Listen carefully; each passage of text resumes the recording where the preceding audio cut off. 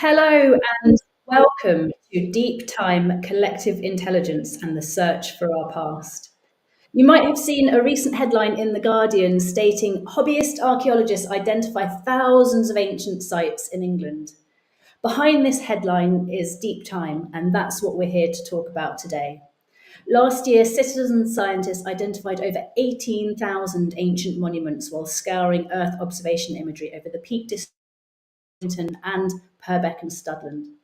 What was discovered and how can identifying archaeology help us all to make landscapes like these more resilient to climate change?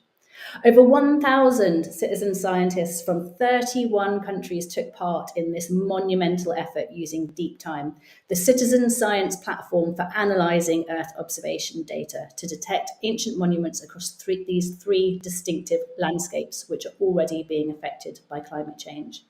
The project was funded by UKRI and the Heritage Innovation Fund, with the effort being spearheaded by Dig Ventures in partnership with National Trust, who own and manage large areas of these landscapes. Covering over 500 kilometres squared in less than 4 months, the project identified thousands of ancient monuments, many of which had never been recorded before. Among them were Bronze Age barrows, deserted medieval villages, Roman roads, and more. Over half were on National Trust property, and 2/3 had never been detected before. But these discoveries in themselves were by no means the most important thing about Deep Time. In this event, our panelists will discuss Deep Time's most significant findings, what they mean for our understanding of the past, and how we can all make a positive impact on landscapes being affected by climate change. Most importantly, we're going to discuss how Deep Time can provoke systems change in archaeology, ecology, and landscape transformation. Here with me to discuss this are Brendan Wilkins, Lisa Westcott Wilkins, and someone who should have been here with us, Tom Dommett from the National Trust, who can't attend for us due to technical issues, but will be here in the chat and we will read his answers out for you on his behalf. In this event, we are going to cover why this project happened, go deep behind the headlines on Deep Time and what it's all really about, and find out what's coming up and what next before we open up to a live Q&A where you can ask us anything you'd like to know about Deep Time and what the project is all about. Before we get started, a quick note on general housekeeping. We will be having the Q&A at the end, so submit questions in the chat and we will pick them up. Please do keep the chat friendly and constructive, though. We have a virtual bouncer who will remove anyone who is disruptive. And please be patient if we have any technical hiccups. We'll resolve them as fast as we can and find a workaround. I hope you're all here in the chat and ready with questions. Do drop them in there and ask anything you'd like to know. So, to get us started, we're going to begin with a very important question answered by Lisa and Tom. So the big question is, why did National Trust want to do Deep Time? And why is understanding archaeology at such a big scale so important to National Trust right now? Moreover, why did Dig Ventures want to spearhead this project and make it all happen? Over to you, Lisa. Good morning, everybody. Speaking for Tom Dommett, these are incredibly huge shoes to fill, so I wanted to take this opportunity also to thank him and the rest of the team at the National Trust, both in the central team that we worked with, as well as all of the property teams that were helping us to facilitate this project. There was a huge amount of data that needed collecting and putting into our platform, as well as a huge amount of facilitation that happened, and we really, really appreciate it. So I'm going to answer for Tom first, and then I'll just give a very quick overview of the DB reasons for wanting to do this project. So here we go. Well, people, landscape, and history are at the core of the National Trust. First and foremost, we wanted to participate in this project because it was about helping us to think about new ways to engage people with our heritage and with our conservation work, for people to be a part of that. We are fundamentally an organization that is about people, about our members, about the benefits we can bring to people through the places we look after for the nation. And we look after some incredible places. Across 250,000 hectares, incredible landscapes from Hadrian's Wall in the north to the Cornish Tin Coast in the south, thousands of nationally important archaeological sites, parts of 11 World Heritage sites, landscapes, and so on. We are at our heart an organization that works at landscape scale. And individuals and communities who work with us are a critical part of the National Trust and how we are able to deliver our cause. We are an organization that runs with the help of tens of thousands of volunteers, and this amazing opportunity that is invested in what's special about our places. Building those communities around our places, around our heritage, the importance of that cannot be overstated. We recognize that there are enormous benefits for people which come from volunteering and engaging with heritage research and conservation, the learning, the fun, and the sense of community and belonging and shared purpose. So thanks, Tom, very much for those thoughts. It's a wonderful way to start the day.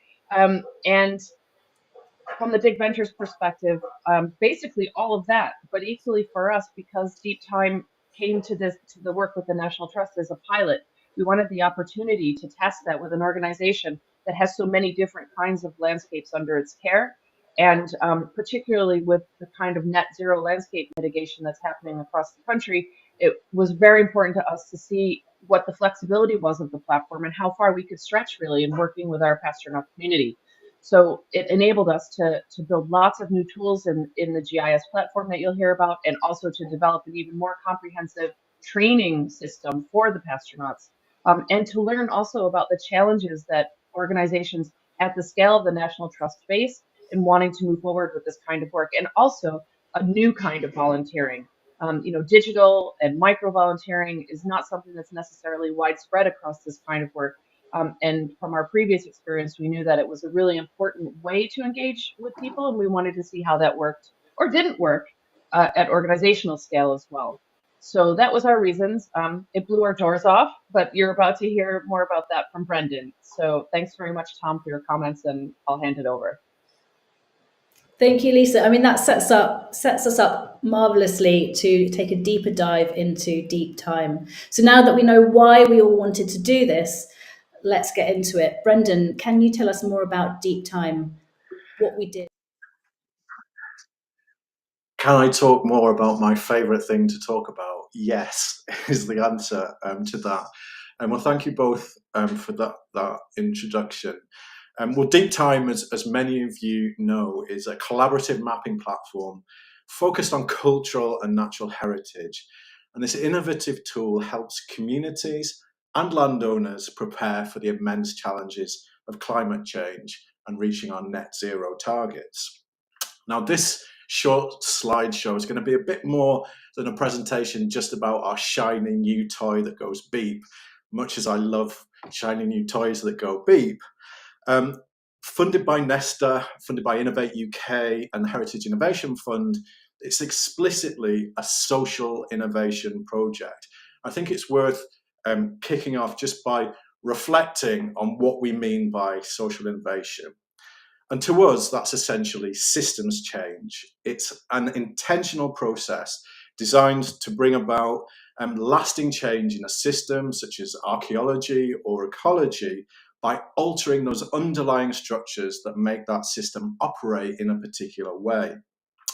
So rather than focus on technical problems that are usually quite well known and just require additional resources in order to solve, we're focusing instead on an adaptive challenge. That's where the questions themselves are a little bit fuzzy, not to mention the answers to those questions. And these often require new kinds of learning to be understood and addressed. And you can see this pictured as a journey, as an innovation curve. And that kind of structures how we've been delivering this project. It often requires changes in people's attitudes and beliefs as much as the ways of working and workflow that goes alongside it. And you can see this journey begins with an exploratory phase at the very beginning, then into a testing phase, which might look at prototypes and pilots. And then if that's successful, if we've got evidence that that's actually working, that can then be scaled to meet a demand. Now, the Deep Time project's about halfway round that innovation spiral.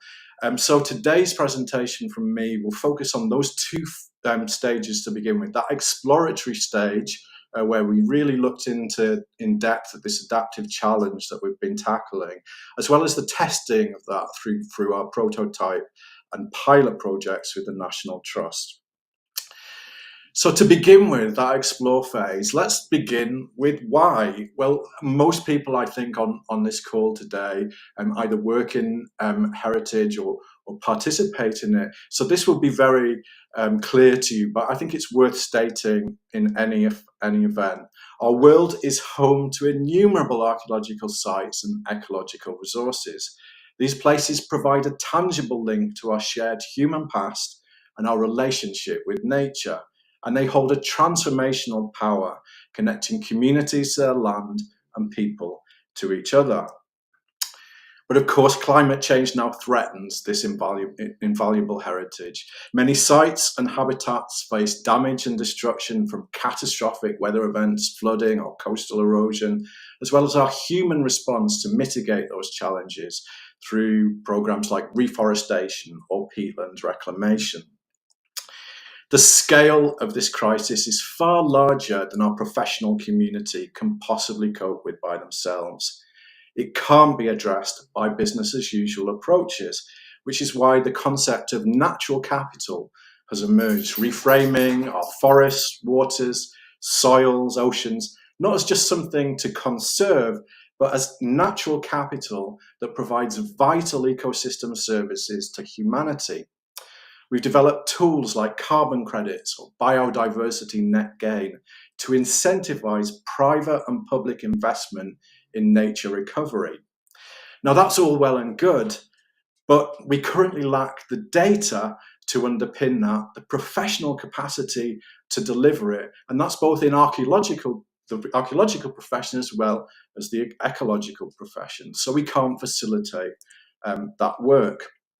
Now, to meet our crucial net zero targets in the UK alone, we need to put 700 square kilometres into nature recovery through programmes like tree planting or peatland reclamation. And we need to do that each year until 2030 just to meet our international targets. Now, part of the reason we're missing those targets is because we don't have the correct level and quantity of data to identify opportunities in the landscape to safely turn those to nature recovery, as well as to properly monitor the efficacy of that investment and allow meaningful local participation as well as investment in those programs. So this is where Deep Time comes in. It's our solution based on the idea of collective intelligence. We believe we can empower citizens to map archaeological sites and ecological habitats using satellite data and LiDAR, and use that data to provide the backbone for nature recovery programs and create a meaningful pathway for communities to engage in preserving their landscape. This is why we developed Deep Time, to mobilize the data, technology, and a diversity of people and reposition citizens at the heart of society's climate response. It's designed to be a user-friendly system for both data and participants, based on a user-friendly GIS for monitoring habitats and archaeological features. And it's based on two core technologies: a participatory GIS that you can see here, allowing participants to map and polygonize archaeological features. And that's embedded within a learning management system, of course, which means that non-specialists from any kind of background can make scientifically valid contributions. Our participants, called affectionately pastronauts, learn valuable skills while mapping areas and connecting to each other on cohort managed missions. And our partners, like the National Trust, then receive high quality, actionable data through their own data dashboard that you can see here, that allows them to look in detail at their estates. That means they can make smarter, more immediate decisions on how to invest in nature recovery and care for the landscapes under their charge. Now, so far, we've seen some amazing results with the platform. Our original prototype that was funded by Nesta attracted 1,000 cadets for just 100 pastronaut places. And we trialed that system over a huge area of 220 square kilometres in County Durham. These results helped us secure backing from Innovate UK as well as the Heritage Innovation Fund to work in partnership with the National Trust to test the platform on coastal, forestry and peatland landscape transformation challenges. And it's this test stage now that I'm going to introduce to you.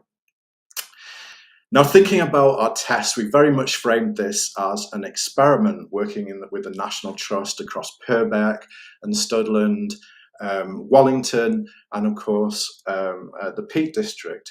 We had two different hypotheses. The first one focused on data and the second one focused on people. Firstly, can we identify unknown archaeological features from satellite and LiDAR imagery, as well as deep understanding of those known sites in the landscape by working with citizens? And the second hypothesis was about whether we could, whether citizens could develop a stronger connection to the place, leading to more climate positive thoughts or behaviour just by working closely with satellite and LiDAR imagery. So I'll discuss the results from those in a second, but first of all, who took part in the project? Well, our community building strategy aims for both a breadth and depth of engagement.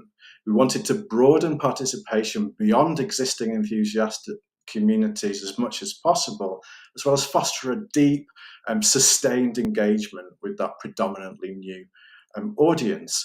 And we do this by creating a spectrum of engagement, of different levels of participation with 5 principal personas. The first one there is our mission control, and that's our project team and the National Trust project team who help shape and devise the aims and objectives of each mission. We then have mission leaders who are highly motivated super users. They've gone through a higher level of training than the rest of the community and are there to help everyone else, particularly the middle group there, Pastronauts, who are our principal participant within the platform. These are the citizens who identify our archaeological features and habitats. Cadets want to train to become participants. And passengers, well, that's everybody that has a stake and vested interest in knowing what's taking part. Everybody on this call, for instance. Now, for the National Trust missions, we received over 1,000 applicants from prospective cadets from some 31 countries. And 743 of those actually then completed their training to become fully fledged Pastronauts with support from 45 mission leaders. Focusing on that breadth of engagement to begin, this group was exceptionally diverse with equal representation across age, gender, socioeconomic status, and about 10% from non-white backgrounds, and nearly half had no previous experience. Now, I've got a bunch of slides here that kind of that dive into some of those, which I'll whistle through quite quickly, but hopefully just pull out the salient points. And here you can see the age of our participants. Now, that chart at the very top, that's essentially our baseline. That's what volunteering typically looks like in archaeology. And this is the makeup of the Council for British Archaeology. And as you can see, it sways quite elderly, with over 50% over 61. That middle group there, well, that's what we see on our typical Dig Ventures digs. Now you can see 2 peaks there in the under 16s and the 35 to 44. That's because we have a whole bunch of dig camps and dig clubs with parent and children activities, and that's what's reflected there. But you can see a kind of broad spread across the other age groups as well. Now, Deep Time at the bottom was actually swayed a little older than what we would typically expect on site, although 50% were under 50. We can see that those slightly older groups got involved, and that's interesting for our digital project, which predominantly where you might expect a much younger audience. I think it's that we're creating barriers as well as designing barriers down, and later on in the slides I'll tease out why that might be the case. Preferred pronouns here, you can see that nearly 60% are female. Again, that's quite different from what you might expect in crowdsourcing projects. Wikipedia, for instance, has a 90% male community. Zooniverse projects have typically reported 80% male. So interesting that we're bringing a predominantly more female audience to it. Socioeconomic background. Again, all categories represented here. These are categories that have come from the Office for National Statistics. That larger group, 32%, of course, would have been driven, of retired people would have been drawn from those other categories. And this too bucks the trend of what you might anticipate in crowdsourcing projects. A Zooniverse project called Your Paintings Tagger reported that 80% of their participants came from a predominantly degree level background. So some difference there. And then ethnicity, around about 10% or so non-white. We still want to do more work in that area to reach a national average of around 25%. But when you think that the archaeology profession is 99% white, then we can see that that also bucks the trend. So we can see that our demographics draw from a very broad audience, but have they done archaeology before? And some 34% said that they'd never touched any kind of volunteering in this space before, and 14% only with Dig Ventures. So we're bringing around 50% new audience to this project, which is really important. We're broadening who takes involved, not just demographically, but also whether they've taken part before. So that's breadth. How about depth? Well, we looked at how long people took part in the project to give us an indication of this. Now, before we began, we asked people to give up two hours of their time a week, and around 28% of our Pastronauts did that. But many did much more. 37% spent up to 4 hours, 25% up to 10, 8% up to 20, and a small number effectively worked full-time on the project. That's a remarkable contribution. We've got that breadth and that depth of engagement, and we might ask, why is the platform so sticky? Why does it attract the audience that want to dive so deep? And I think there are two main differences in how we deliver deep time compared to other crowdsourcing projects, citizen science like platforms like Zooniverse, for instance. They mobilize often many thousands of people to do one or two things. Is it X or is it Y? Well, we take a different approach where we take a cohort of maybe a couple of hundred participants and go through an intensive training process so that on the other side of that, people can do maybe 100 different things, make very complex decisions. And rather than design for competition so that it's gamified and everyone's racing to be fastest and quickest and bestest, we design for collaboration. So that we have a single track validation process so that work of one Pastronaut then gets checked by the work of another Pastronaut, and everybody's able to connect and share and discuss that and those feature IDs within a chat system. Now, this means that we can create landscape level data that's every bit as good as our professional outputs. And it's towards that now that we're going to turn. So as we eagerly refreshed our browsers and looked at the squares moving it from a needing to be done blue to a fully completed green, the results just flooded in, and it was absolutely amazing. So thinking back to our hypotheses that we outlined at the beginning, that first one that was about data, can we identify unknown features from satellite and LiDAR imagery, as well as deepen our understanding of known sites in the landscape by working with citizens? So prior to beginning, across our 3 different case studies, our 3 different missions, we knew that there were 767 known features at Purbeck and Studland. We had 1,347 at Wallington, and at the Peak District, we had 2,177. Now, our Pastronauts added to this hugely. with between 2,500 and 4,000 IDs on different missions. That's a whopping 376% uplift at Purbeck and Studland, 194% uplift at Wallington, and 181% uplift in the Peak District. So we know that the model creates a quantity change in our features. But how about the data quality? Well, we calculated this based on 3 different criteria.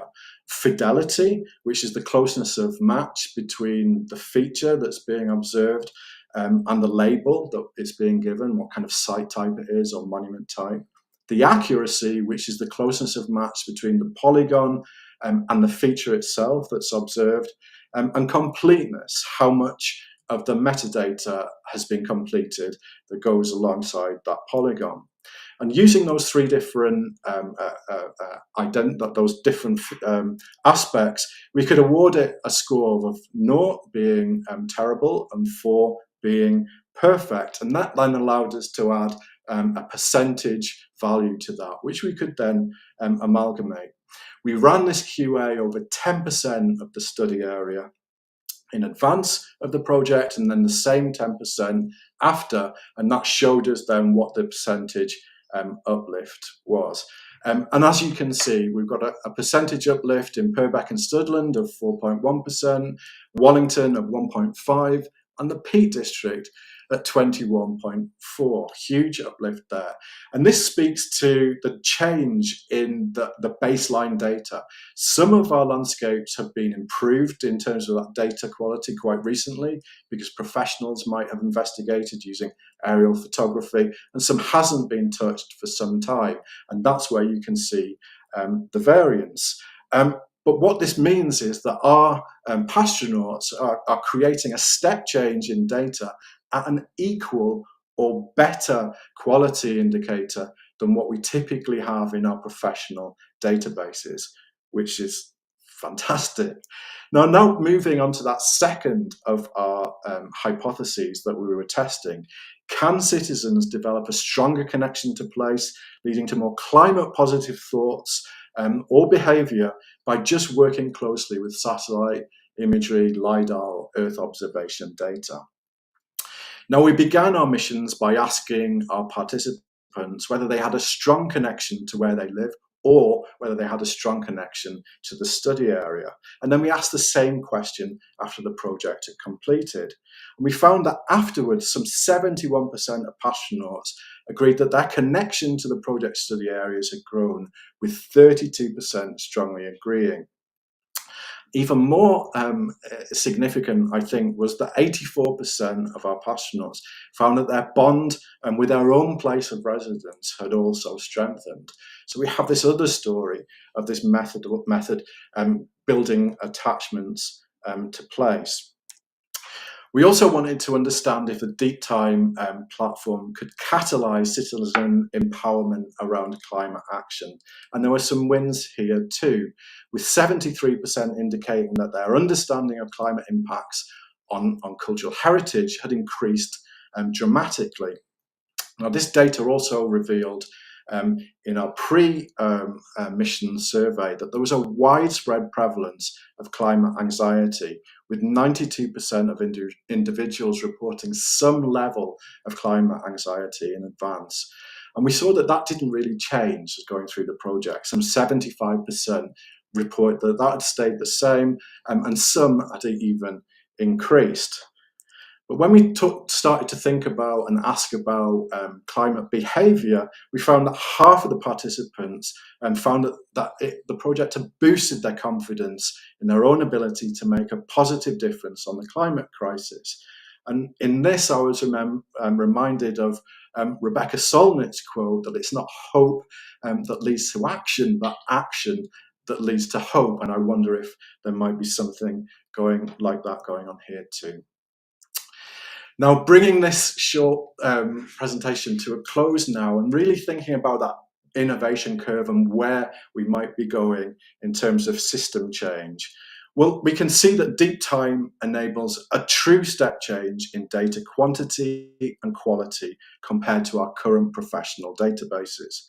We can do that at a fraction of the financial cost and time required, and we can bring a diverse group of citizens into that process.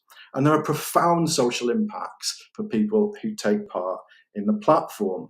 Improved climate literacy, ownership over environmental challenges, and confidence to drive positive change in their communities.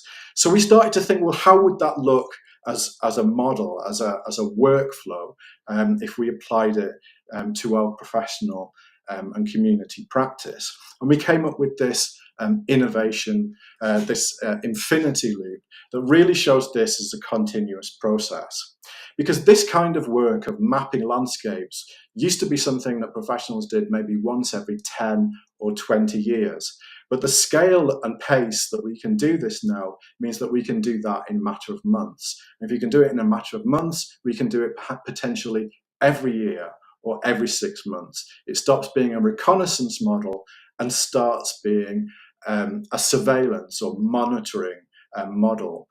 Starting with that first step where we launch a mission and bring our data into the platform, our participants and astronauts then augment that data, that then moves into our database, that then passes over to our partners, such as the National Trust, who can then plan the work across their estates and invest in nature recovery, which then comes back into our platform and starts the whole process again. And we have this partnership approach between citizens on the one hand and organisations like the National Trust on the other. So looking at that innovation curve, and to finish finally, zooming into that upward trend, and we're thinking about really how deep time can result in systems change. And we've done some little napkin maths here, which really tells the story of the change that can be made based on the pace that our astronauts have been looking at landscapes. If you imagine that the UK's protected landscapes, the coastal areas, the moorland, the forests, the national parks, that accounts for about 40% of the land mass. Now that would take a team of 100 professional archaeologists 37 years to map in the way that I've shown you today. It would take a team of 1,000 astronauts 6 years to do that work, and it would take 10,000 astronauts just 6 months. That's what system change looks like, a radical reinvention of how we think about our workflows. And that's where we were hoping to go with this. Not just now mapping archaeological features and archaeological heritage, but also mapping natural heritage, our habitats across these landscapes, and then bringing those two data sets together. I'm going to stop talking now, but finally, I just wanted to make some thank yous. Our funders, UKRI and Innovate UK, particularly the Heritage Innovation Fund, who've really hung a net around this project and helped us understand what it could mean in terms of systems change. Our partners, the National Trust, our spatial mapping and tech partners, HuMap, particularly Martin, over there, and Andy, of course, who've been amazing. But last and not least, our army of astronauts, without whom this project just wouldn't exist. Thank you to all, and thanks for coming with us on this journey.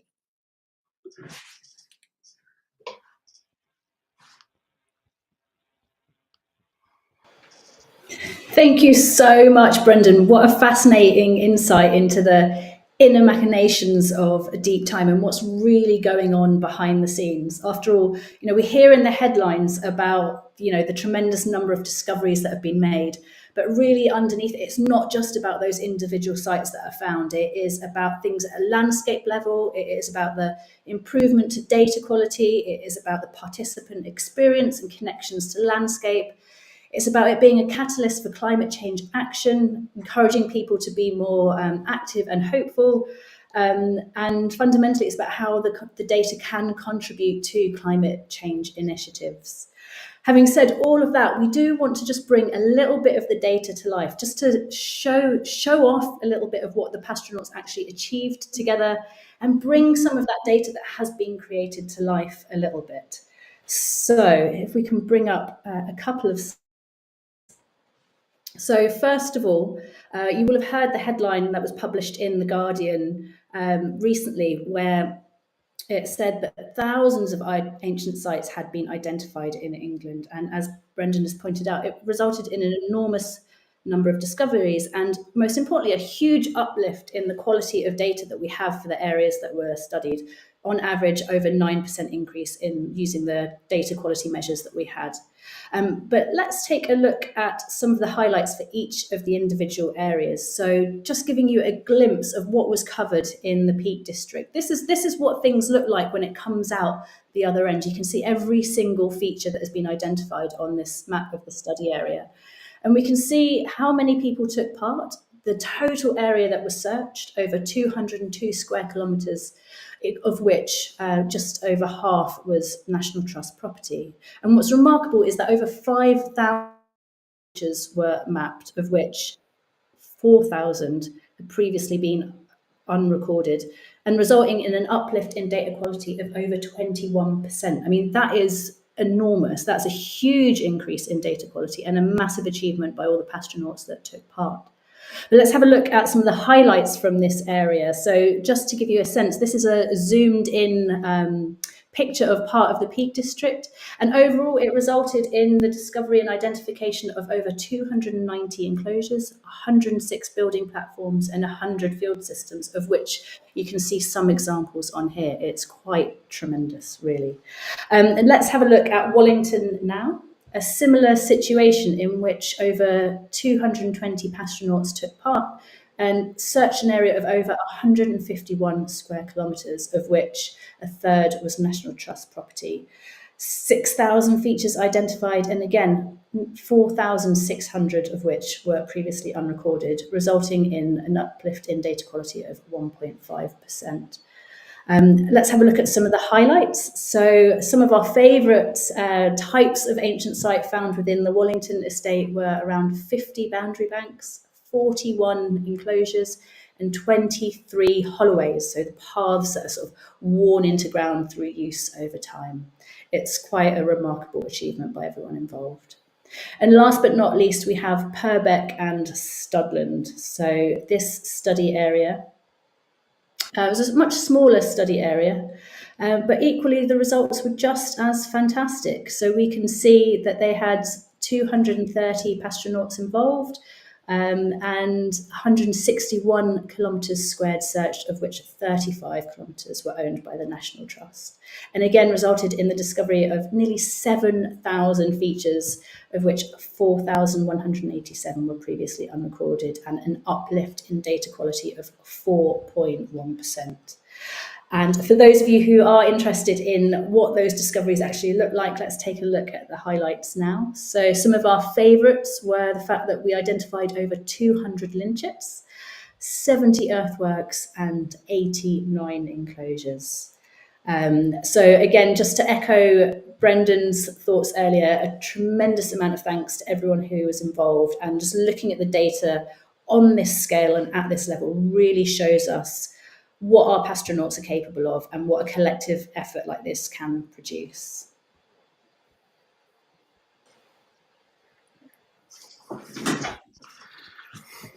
Having said all of that, Brendan, what next?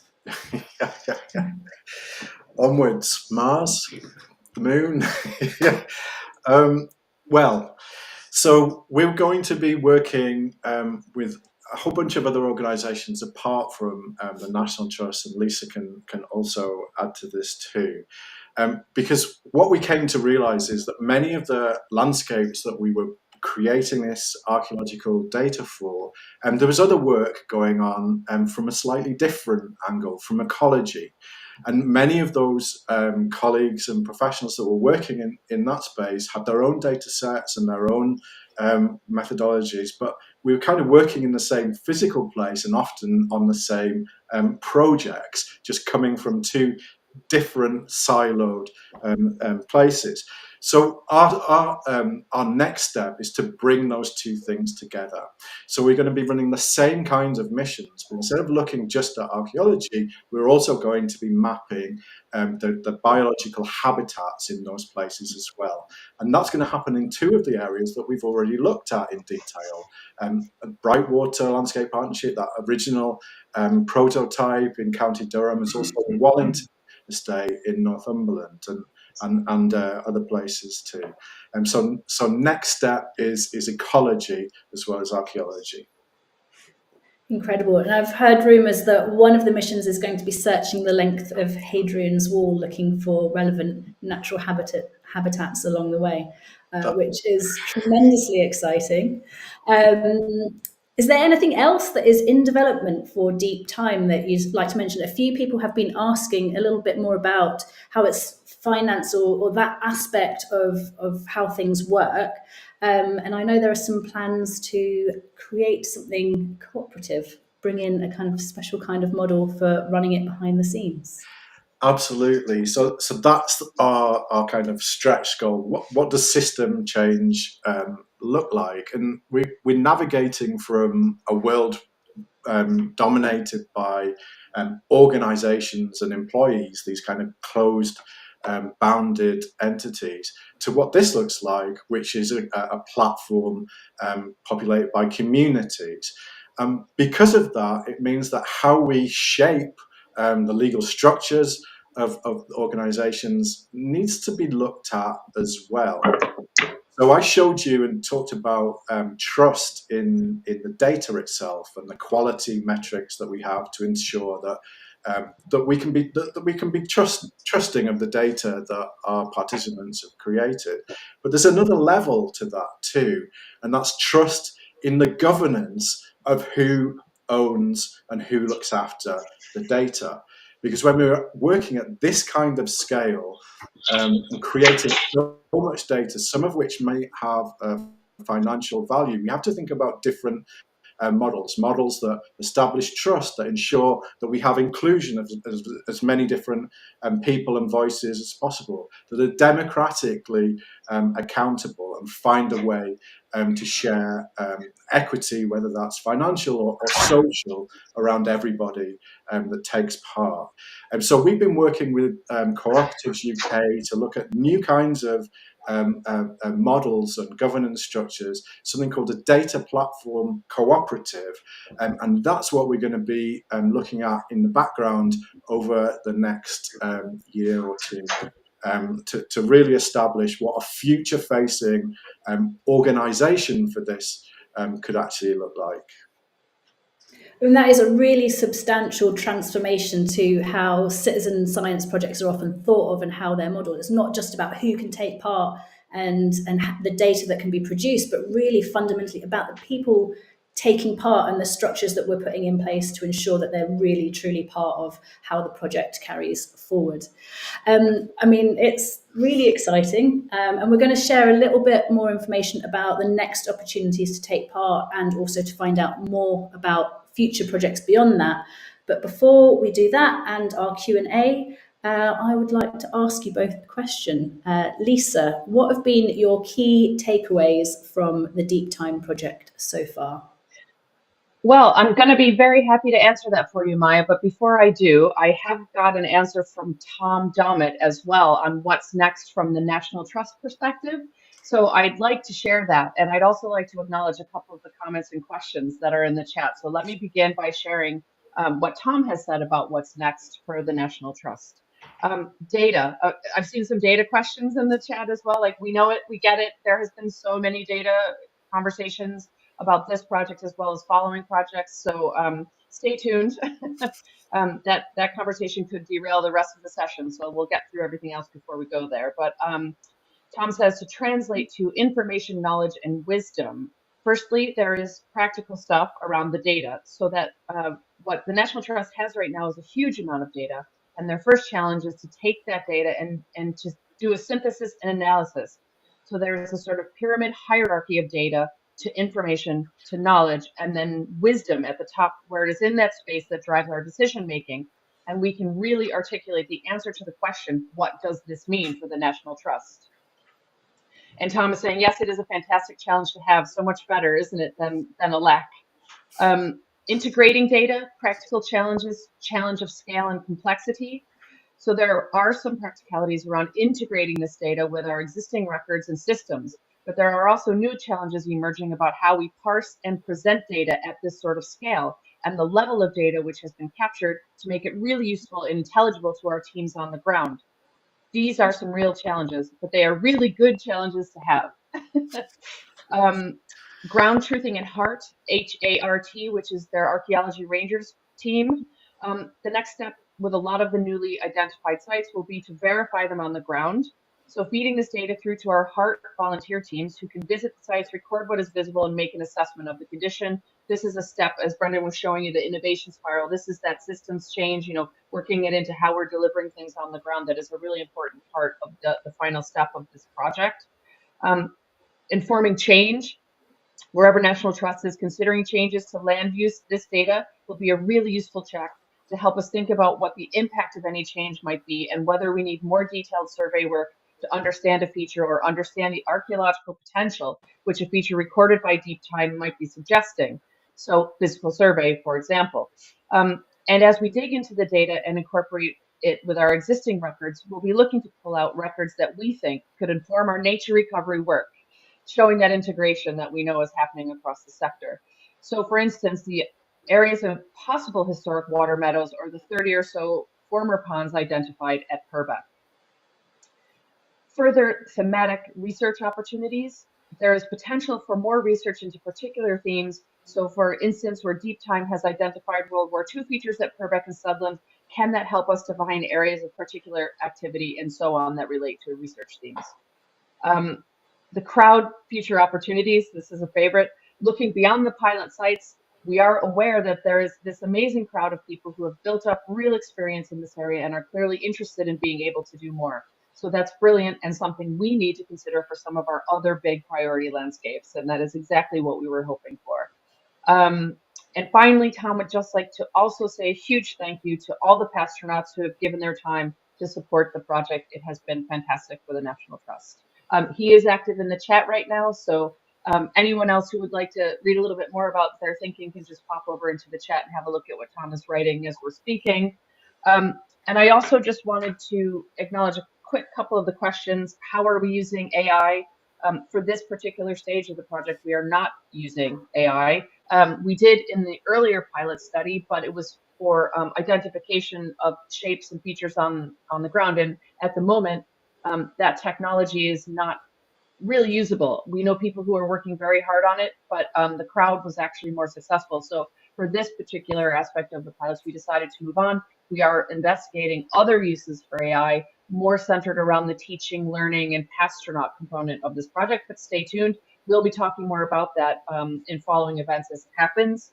Are the mission leaders citizens or staff? The mission leaders are citizens.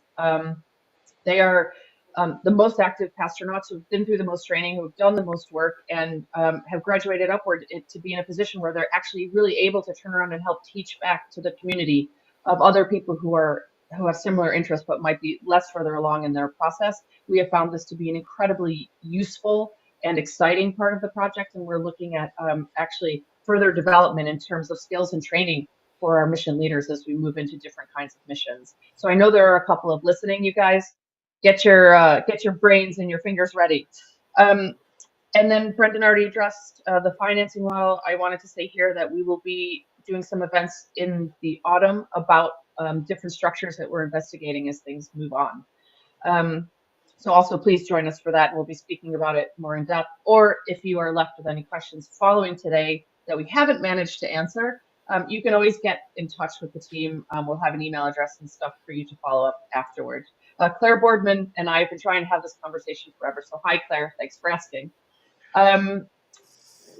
So my favorite part, I think, of the Deep Time mission has been not untangling the knots, but sort of looking at where there's been kinks in the process for the National Trust. As Tom has been saying, they have had a lot to absorb.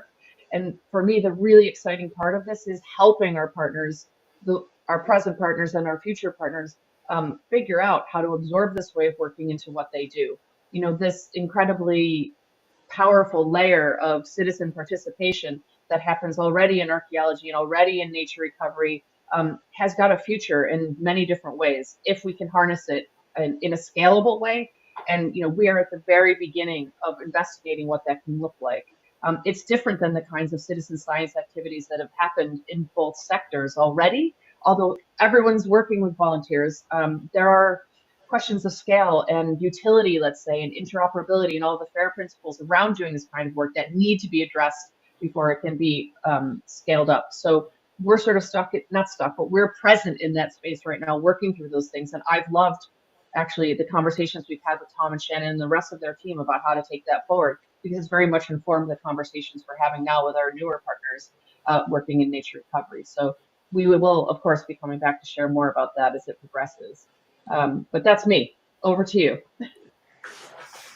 And Brendan, what's been your biggest takeaway from Deep Time so far?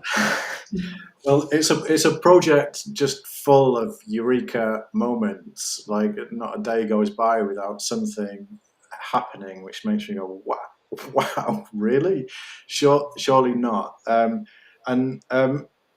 Mostly to me, it's archaeology at scale. We're field archaeologists and used to really focusing our attention on a very small part of the landscape, but being able to zoom out to the view literally from space now allows us to think about those places quite differently.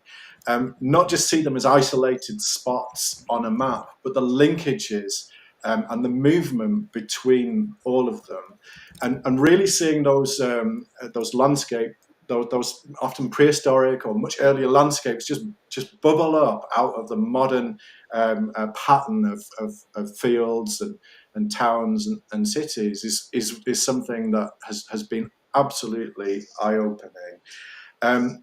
That and this capacity to mobilize citizens at scale in a way that we haven't been able to quite in this manner before.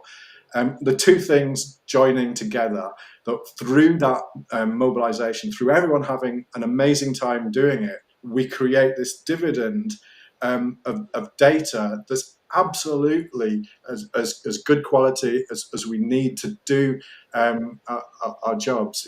Is this combination that I'm still overwhelmed at. It feels like a revolution to me. I don't want to be hyperbolous, but back in the day, I remember it was archaeologists that used to tell the public about all these wonderful things that we've found, and now the public are telling us about the wonderful things that they've found, and it reconfigures our jobs. It means we have got to think about how we do things differently now, and that's quite amazing. Yeah, that's an excellent. Oh, sorry, Maya. That's an excellent segue, Brendan. There was a comment that's just come in, a question that's just come in around what sites we would like to see covered by the Pastronauts and what improvements or advancements we'd like to see with the system.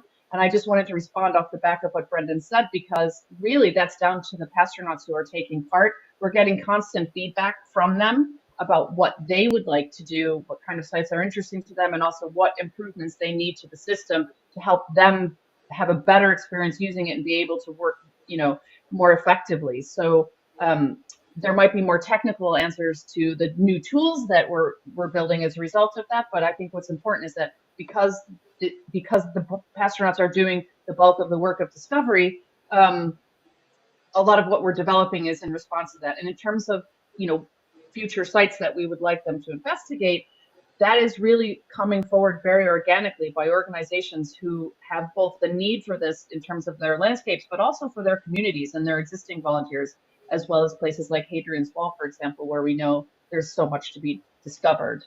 So I also wanted to add that the Pastronauts for the upcoming missions will be called Futurenauts, which I think tells a really nice story about nature recovery and what information around that kind of landscape mitigation will mean for us all. So, yeah. Yeah, I think just feeding off that, that connects back to something that Brendan mentioned, which this whole project, it sparks new ideas and new ways of thinking. And being able to see that as well in terms of, Tom is saying things like discovering the ghost ponds leads to new ideas about how landscapes can be regenerated, the types of nature recovery that can happen, and that's maybe something that we didn't foresee. And there are going to be, benefits to doing this and working with people in this way that will produce results and benefits that we haven't yet seen as well. Which is, I think it's all really fantastic that it's spiraling and growing, and you can see how the project is coming through into the next phase of the curve that Brendan mentioned at the start of the talk. There's been some fantastic questions coming in, some of which we've covered, but we do still have another 5 minutes for our Q&A, and there are some more questions coming in. I can see one question from P. Goodrich asking about the quality of data observation being directly linked to resolution. What does this tell us, and is there any chance of getting better resolution going forward for future work, and how might this impact what we're doing and capable of doing? Sure. So, I mean, it's complicated.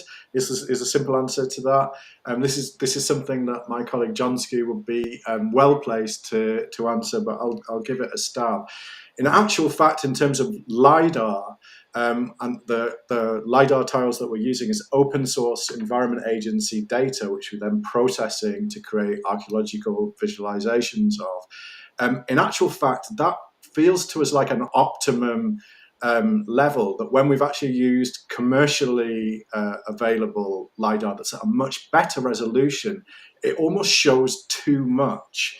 You can see things like solifluction as soils move down slope, and it disguises the archaeological features and makes it more difficult in some respects for non-specialists and citizens to find archaeology the higher resolution it gets.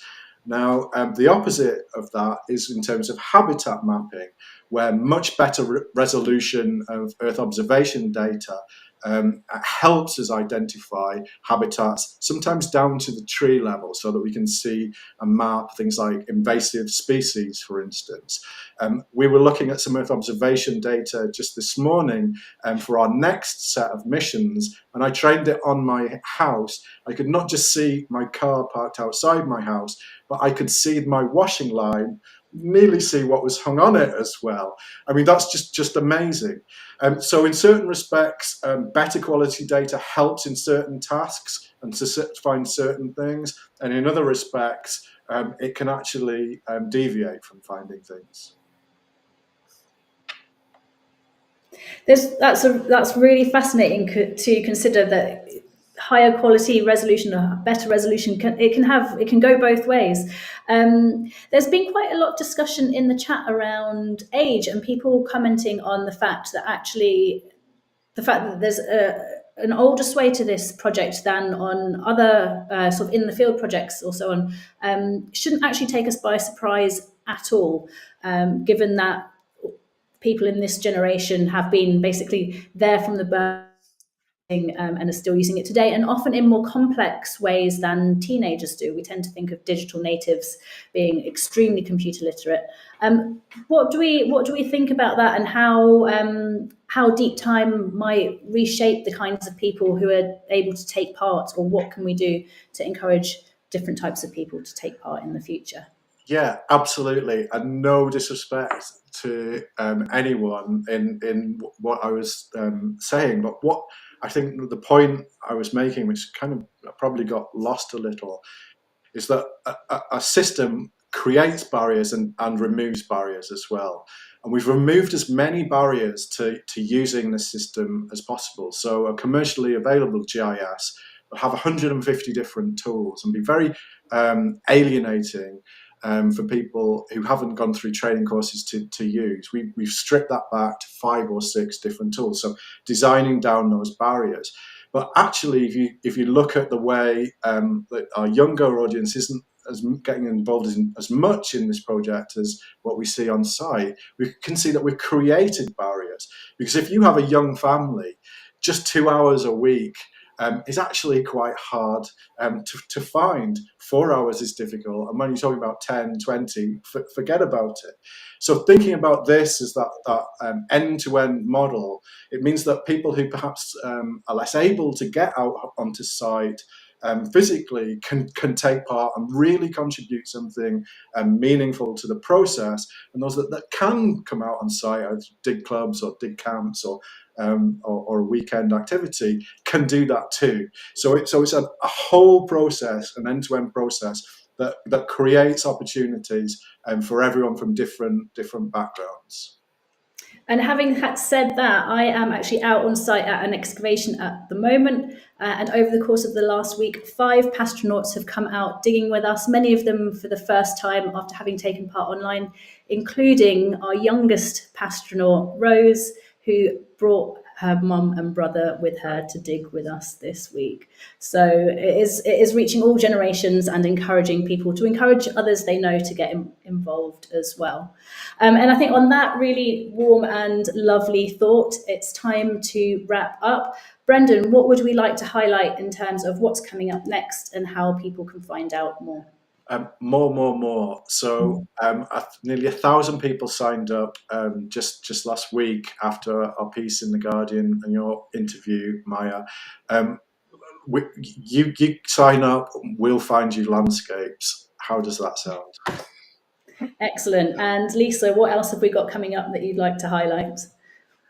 Well, so much. But I think what I wanted to respond to also is what I've seen in the chat here today. I'm loving the interest. I'm loving the really sort of deep questions that people are asking. So keep those coming. This is an experimental project. I could tell you what we've got planned already, but we're already planning beyond planning. And not only was this project designed to capture data and really important tool for archaeologists, it was 100% also designed around the people and the social impact side of things. There was a comment by Claire Boardman earlier in the chat about that. So looking at ways we can also innovate on the working with people and the social impact side of things. We have a lot of plans in that regard. So citizen science is 2 words. It's the science part, which is the data, and everyone always seems to focus on how the data is being created and what's happening with the data and what's going on. But the data is only half of the citizen science equation. The rest is the citizens. So, working in that space are a lot of the really exciting developments that are coming up. And I wish I could say more, but it's in motion. So stay tuned. Fantastic. Well, thank you everyone who has joined us today, and thank you again to all of our pastronauts and everyone who is supporting Deep Time in all different capacities. We do have another live event coming up next month, which will be about archives and the surprising developments that we need to make in archives in order to keep them going. On top of that, we are also going to be starting recruitment for our next Deep Time set of missions. If you want to find out more about how you can get involved, that's easy to do. Just head to our website, digventures.com/projects Deep Time. And if you're interested in learning more about how Deep Time can help you, then just reach out to us at Dig Ventures. You can find our contact details on the website. We are really interested in working with new partners and in developing new applications for Deep Time too. So on that note, thank you all once again, and we hope to see you all again soon online or in the field.